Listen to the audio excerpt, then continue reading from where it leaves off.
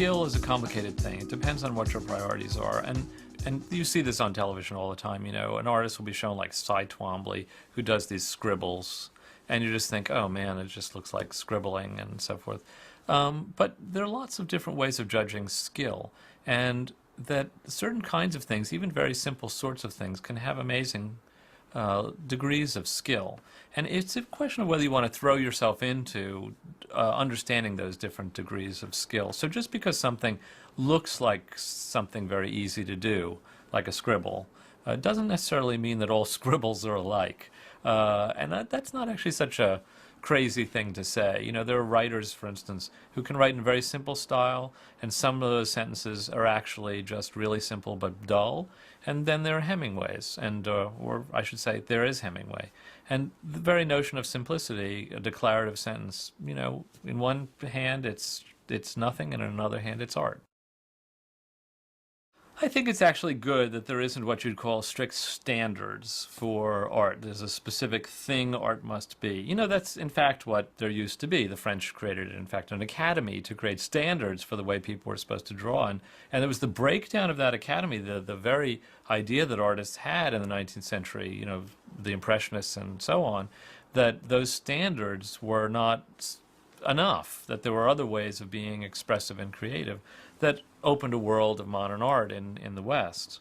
So I like the idea, in a certain sense, that standards are not one thing. That doesn't mean there are no standards. It means that there aren't standards that are fixed, never changing, and that everybody has to agree to them. And I think that's a key point, too, that art, like all true culture, isn't about utter agreement. Math may be. You know, 2 + 2's just got to equal 4, and we got to, you know, start with that.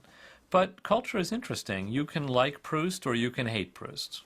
I can't imagine why you could, but you have that right. It's possible. It's not your taste. Art is about not so much having a single standard, but coming to understand for yourself why you have the standards you do and what their implications are and where that takes you.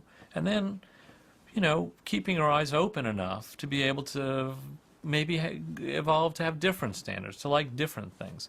The more I've done my job, which is to look at art, the more I have found that the penny will drop.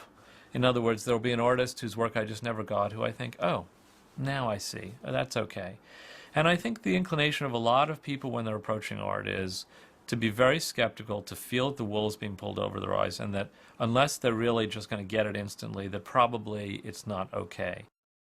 Once you move away from commonly accepted standards, then you move towards some other standards which have to be understood by a group of people, as the patrons, for this new kind of art.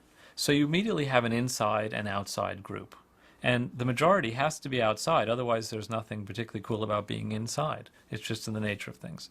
And finally, when you move towards an art that is so inside, then you create a situation in which only those people who declare themselves to be experts are allowed, essentially, to tell you whether something is art or not. And I'll give you a clear example. There's really no difference between an Andy Warhol Brillo box and a Brillo box, except that someone has decided to declare the Brillo box art. So most people look at it and say, it's a Brillo box. But an art person says, it's art. Now, the fact is, therefore, the art, in a certain sense, resides in the declaration itself. The critic, or artist, or critic and artist, and buyer and museum, saying it is art. That instantly is going to be an alienating thing for most people. They're going to say, well, who are you to decide that is? That's still a Brillo box. What makes it a work of art? And it is that very fact that there's a kind of group which declares itself the ones who get to choose that makes people feel, I think, bitter and resentful.